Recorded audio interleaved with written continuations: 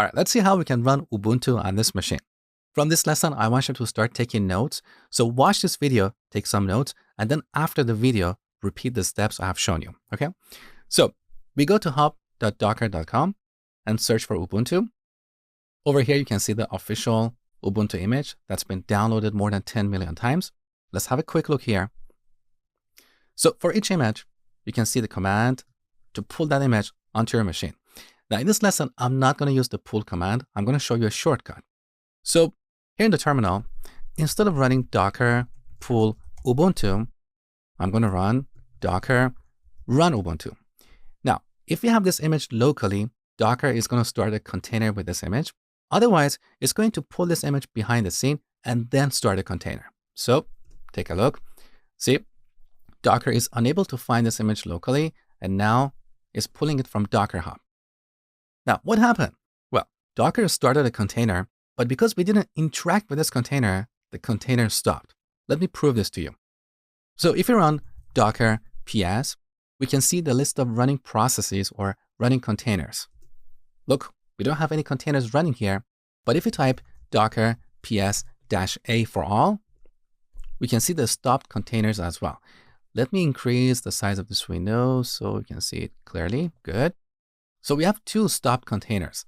The first one is using the Ubuntu image. This is the one that we just started.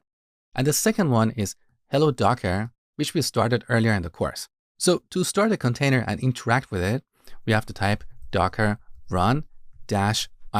That is short for interactive. We're going to start a container in the interactive mode. And in this container, we're going to load the Ubuntu image, which we have locally. Good. Now, what we have here is called the shell. A shell is a program that takes our commands and passes them to the operating system for execution. Okay. Now, what we have here is called the shell prompt. Let me break it down for you so it doesn't look mysterious. The first part, root, represents the currently logged in user. So by default, I'm logged in as the root user, which has the highest privileges. Then after the @ we have the name of the machine. So this container has this ID, which is automatically generated by Docker. And in this case, it's like the name of a machine, okay? Then after the colon, you can see /.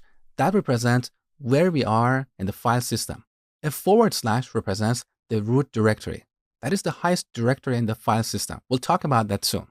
Then we have a £, and this means I have the highest privileges because I've logged in as the root user. If I logged in as a normal user, instead of a £, we would see a $, okay? So in this shell, we can execute a bunch of commands. For example, we can say echo hello, and this prints hello on the terminal. We can also say who am I? This shows the current user.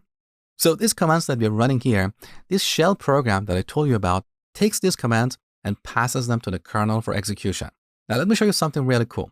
If we type echo $0, we can see the location of this shell program. Take a look. So that is /bin/bash. So bin is a folder or a directory. And inside this directory, we have a program called bash, which is short for Born Again Shell. So apparently, Steve Bourne is the first person who created a shell program. Bash or Born Again Shell is a reference to Steve Bourne. So bash is an enhanced version of the original shell program, okay? Now, one thing you probably noticed is that in Linux, we use a / to separate files and directories. But in Windows, we use a \. So that's one of the first differences.